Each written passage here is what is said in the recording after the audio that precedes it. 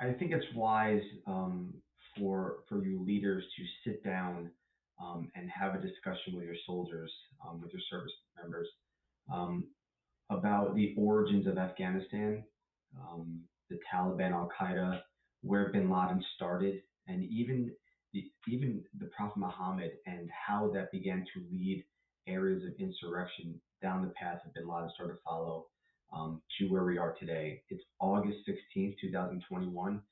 We're beginning to pull out of Afghanistan, and there's way too many of you fighting on your social media platforms with so much information missing that you should take a few minutes to sit down and understand the bigger picture.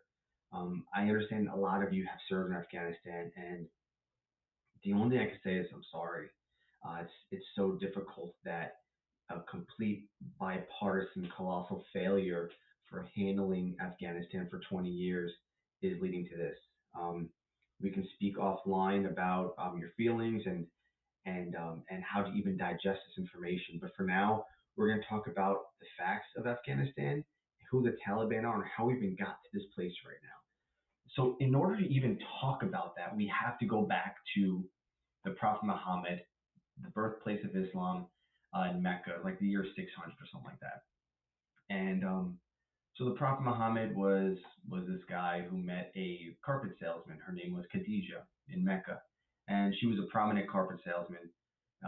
And Prophet Muhammad met her, and she was like, "Hey, if you want to work for me, here, go sell this one carpet." And he would go back and sell a carpet and would make so much money. He was a really good speaker and really big people person, and people started to really revere the Prophet Muhammad.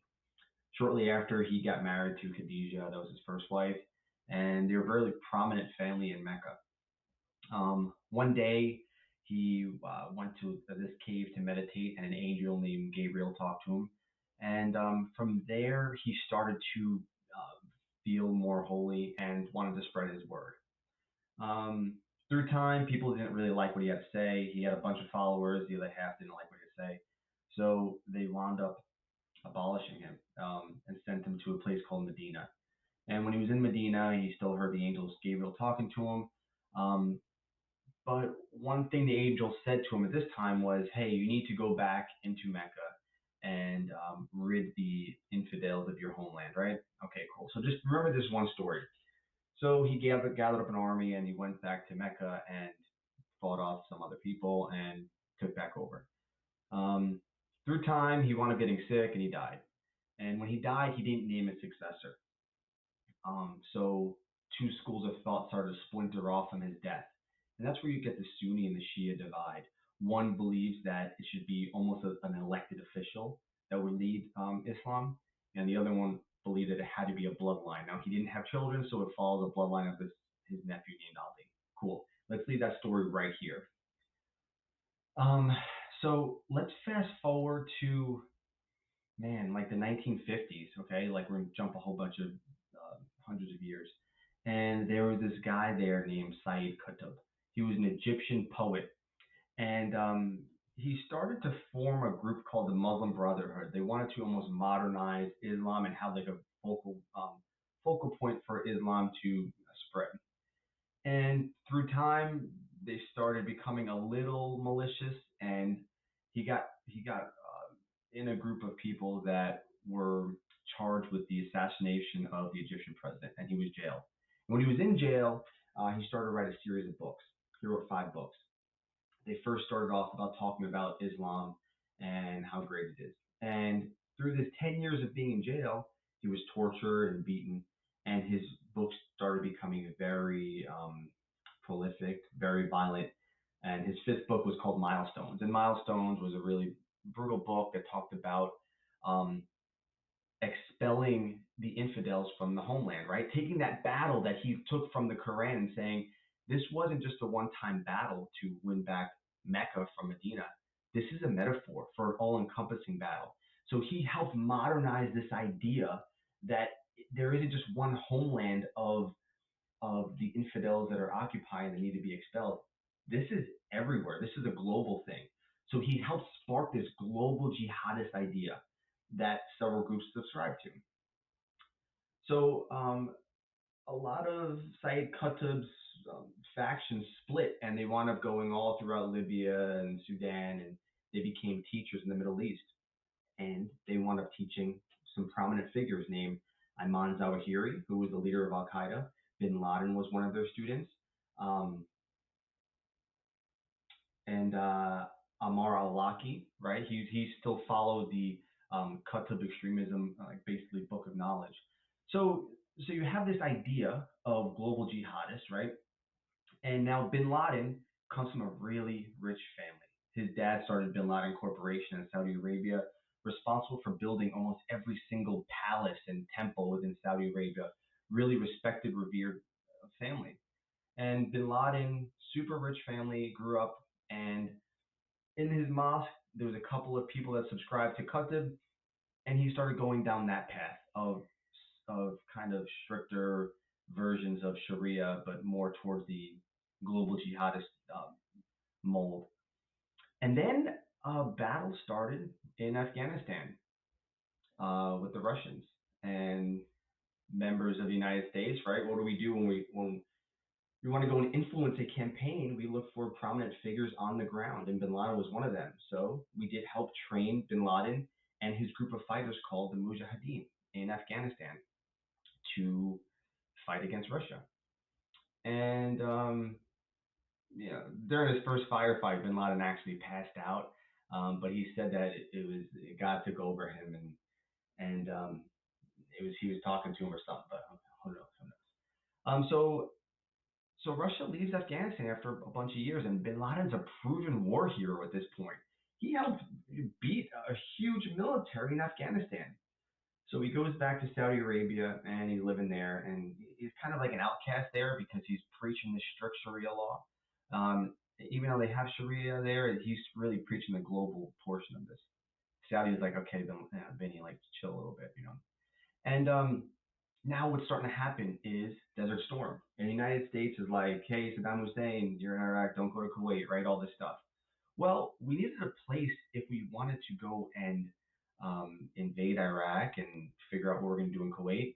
We needed a place to stage our gear and our tanks. So what the United States did is we went to Saudi Arabia and we said, hey, Saudi, do you mind if we stage our gear here?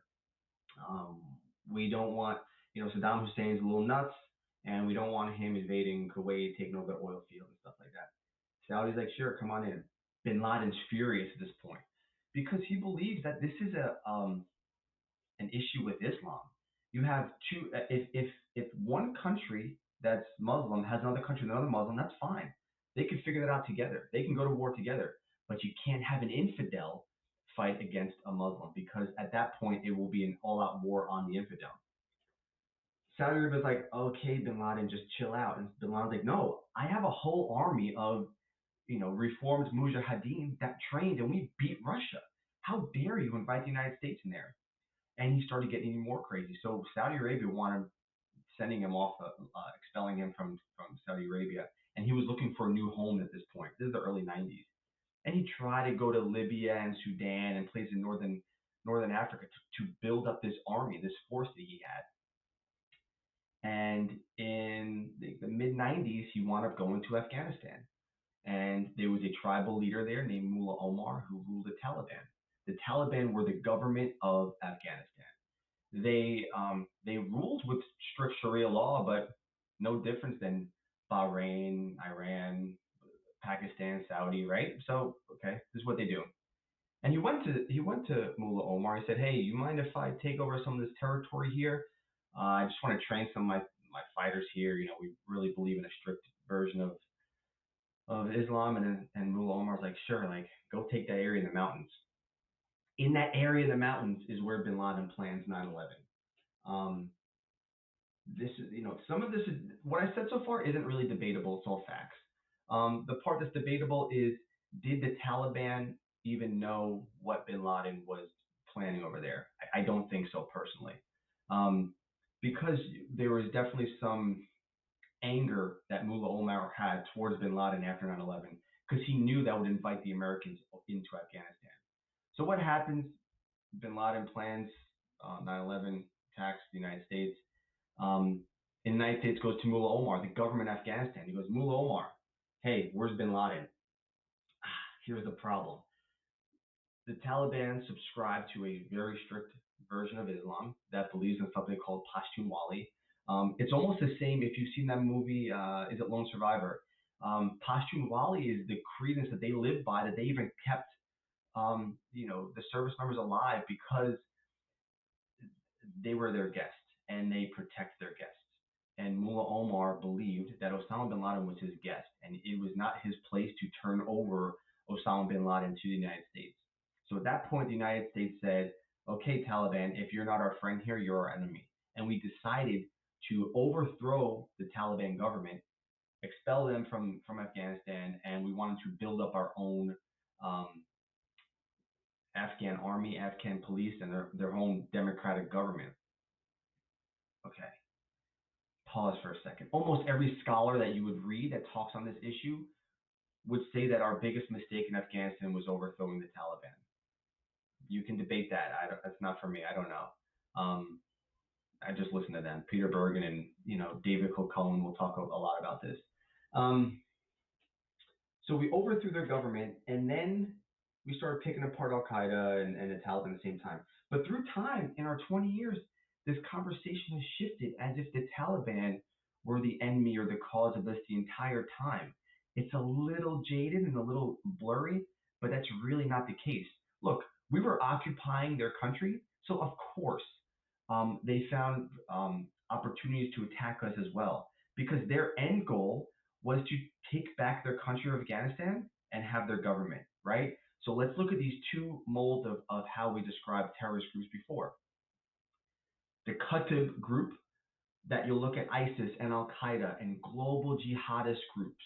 It's not confined to a geographic area. It is the globe, right? This is to them is Allah's way. We need to expel the infidels from the world. Okay, cool. Then you have the Taliban, strict Sharia law in the confines of Afghanistan, where they can run their government. Okay. What I would say is, if you look at the State Department's definition of terrorist group, and you even look at their list, the Taliban are not even on that list. You can discern whatever you want to from that, but in 2021, what the United States is doing is deciding to empower the Taliban, and they will likely take over as the government. And we're just hoping that they just instill their own strict rules of how they had before, and they stay within the confines of Afghanistan and don't cause global jihadist chaos. Um, these situations do cause a power vacuum of sort that invite malicious actors to formulate different plans within Afghanistan, and we'll see. There's also other players of Russia and China and Iran that have their own interests in Afghanistan. So we'll see what happens. It's just, you just have to sit down and have a deeper understanding before you guys get into these little Twitter battles. It's a little ridiculous about who the Taliban are. And I can give you all the reading material in the world you want, but understand this is a bipartisan failure for 20 years. This is not something that just unraveled in a week. So do some reading, do some research. I'm here to facilitate any of your learning. And I'm also here to talk about any of the feelings you might have about what you might be going through. I know many of you went through extreme trauma from this war. Mental, physical. You might have gone through a divorce. You might have had a kid you never even met. Like, this thing has caused a wide array of issues, and you as leaders need to understand the differences it's causing within your soldiers and how they're dealing with their mental state, and how you can help facilitate their feelings and their goals. Awesome, man.